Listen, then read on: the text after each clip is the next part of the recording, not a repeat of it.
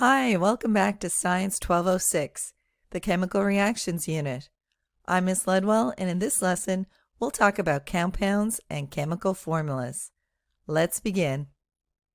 What is a compound? Recall that elements may combine with each other to form compounds. A compound can be defined as a pure substance made up of two or more different elements joined together by chemical bonds in a fixed ratio.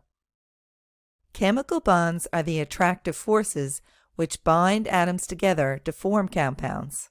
Let's take a look at some examples of compounds. Our first example is carbon dioxide, CO2. Next, we have carbon tetrachloride, CCl4. And finally, we have one you're probably really familiar with, H2O, which is water. As elements join together to form a compound, they make entirely new and distinct substances.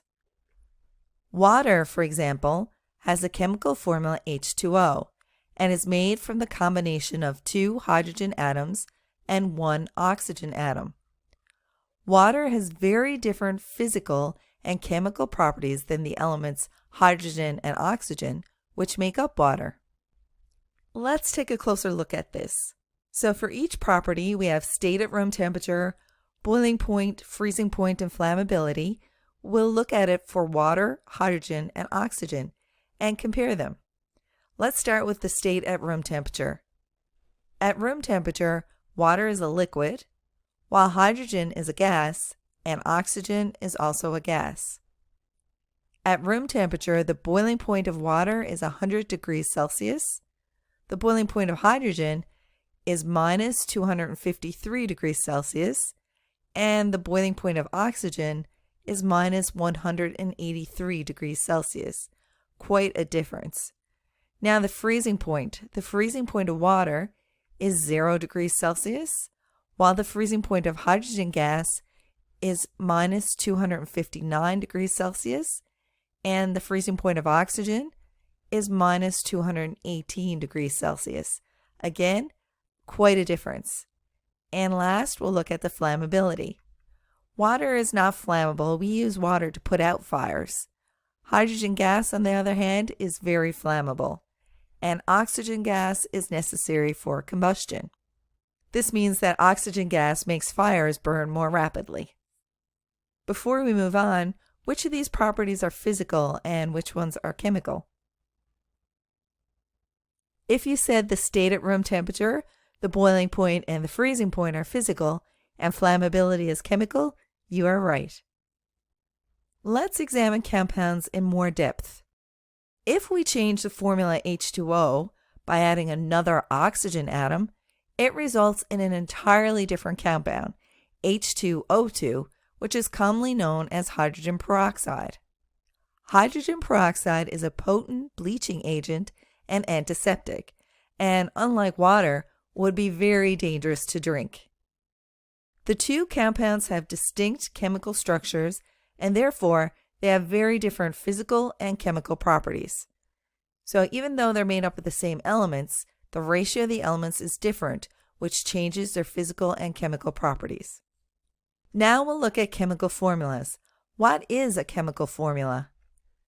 A chemical formula provides a visual representation of a compound's composition. It shows what elements are in a compound and the number of atoms or ratio of atoms present for each element. For example, methane, a colorless gas, is a compound with the chemical formula CH4. Methane is made up of the elements carbon, which has the symbol capital C, and hydrogen, which has the symbol capital H. And we can see from the diagram there's one carbon atom for every 4 hydrogen atoms in methane. The number 4 in the formula for methane is a subscript. A subscript is a small number written to the right and slightly below an element's symbol. The subscript 4 here tells us that there are 4 hydrogen atoms in this compound. The subscript tells us how many atoms of the element are present in the compound. Methane, CH4, we can see has 4 hydrogen atoms. When there is no subscript present, like with carbon, represented by a capital C in methane's formula, it signifies that there is 1 atom of that element. So when there's no subscript present, we assume that there is 1 atom. In this case, 1 atom of carbon. The composition of chemical compounds can be represented in different ways. 3 ways the composition of chemical compounds can be represented include molecular formulas, empirical formulas, and structural formulas. Molecular formulas indicate the actual number of atoms present in a compound.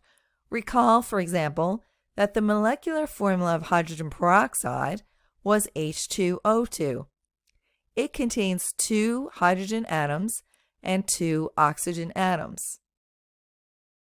Nitrogen dioxide, represented by NO2, contains 2 oxygen atoms and 1 nitrogen atom. And diphosphorus pentoxide contains 2 phosphorus atoms and 5 oxygen atoms. Empirical formulas give the simplest whole number ratio of the atoms present in a compound. The empirical formula for hydrogen peroxide is HO, so remember that the molecular formula was H2O2. This is because the lowest ratio is 1:1. Note that the empirical formula only describes the ratio of 1 atom to another, and it does not tell you the actual number of atoms of each type in the compound. Structural formulas use lines to represent bonds and show how atoms are connected within a molecule. Here are some examples of structural formulas. Among the 3 types of formulas discussed, we talked about molecular, empirical, and structural. Structural formulas provide the most detail. Which one do you think provided the least amount of information? If you said empirical formula, you are right. It only describes the ratio of 1 atom to another, and it doesn't tell you the actual number of atoms like a molecular formula does. Now it's time to continue to the next video in this lesson, but before you do, pause for a brief moment and stretch.